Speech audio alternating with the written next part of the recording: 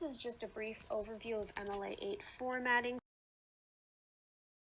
starting with the basic formatting, the works cited page, and in-text citations. We'll also be looking at how to specifically format certain kinds of sources. So starting with basic formatting, any assignment that would require you to format it in MLA 8 should have Times New Roman size 12 font with 1-inch margins, should be double spaced with no extra spacing between paragraphs. First page header should have your name, your professor's name, class name and number, and assignment due date. Page numbers should be in the upper right-hand corner with the last name appearing before the number. The title should be centered without an extra line break between it and the body. And you should have half-inch indents at the start of a new paragraph.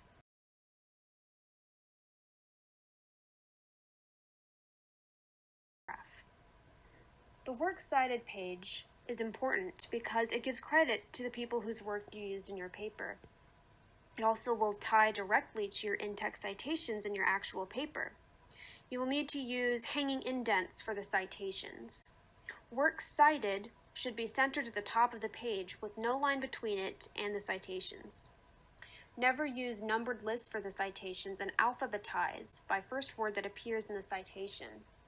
This is the order that a citation in a works cited page should take. So first you would have author, period, title, in quotations, period, title of the container in italics, comma, other contributors, comma, version, comma, number, comma, publisher's name, comma, date of publication, comma, location, period.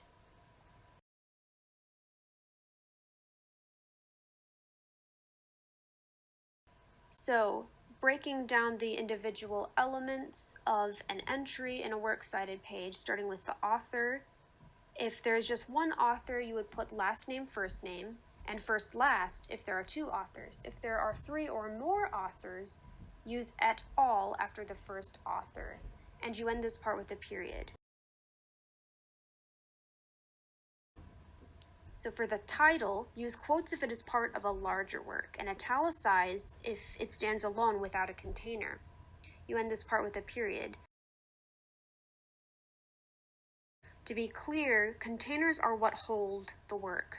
For example, a website holds an article, and a book holds a chapter. And the container needs to be italicized. So first you put the title in quotations if it is part of a larger work, or title of container in italics. And so an example of when you would need to put it in quotes is if it is a chapter title, and then in italics would be the title of the novel that you're quoting from. Then you put other contributors, which is anyone who contributed to the work, producer, editor, translator, illustrator, and include their role in the word by. And you end this part with a comma. Version. Use ed to indicate the addition. So second ed, D, or second ed would mean second edition, and extended ed would mean extended edition. And you end this part with a comma. So number. The number distinguishes parts of a set. For volumes and issue numbers, abbreviate with volume or vol 2 and no 5. For everything else, spell it out. Season 4, episode 1, and end with a comma. Publisher's name. The publisher is the company responsible for the work. If the publisher is the same as the title of the container, do not include it. And this part with a comma. Date of publication. So abbreviate months that are longer than 4 letters. There are no set rules on the order of month or day. However, each citation in your works cited page must follow the same order. So if you choose to put month, day, year, then all of the citations in your works cited page should follow that format. And you end this part with a comma. Location is where the information was found. For printed articles or books, use the page number. If you're just pulling from one page, you would put P to abbreviate for page. If you're using multiple pages, put PP for multiple pages. For websites, include the full URL, but remove the HTTP, dash dash, or the hyperlink, and then you end with a period. In-text citations are important because they show when information in your paper was pulled from an outside source, not from you.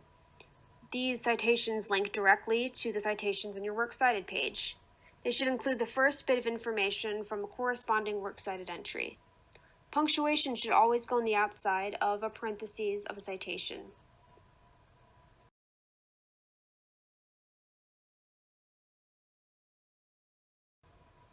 So for author's name and page numbers in text citations, if it's one author, just put the last name. If it's two authors, you would put both last names. So for example, Green and Ladinsky. If there are three or more authors, you would put Green et al. Page numbers, you would put the last name and then the page number, or if two or more pages, the last name, and then the first page that you used, dashed, and then the last page number that you used. But you do not put P or PP like you do in Works Cited entries.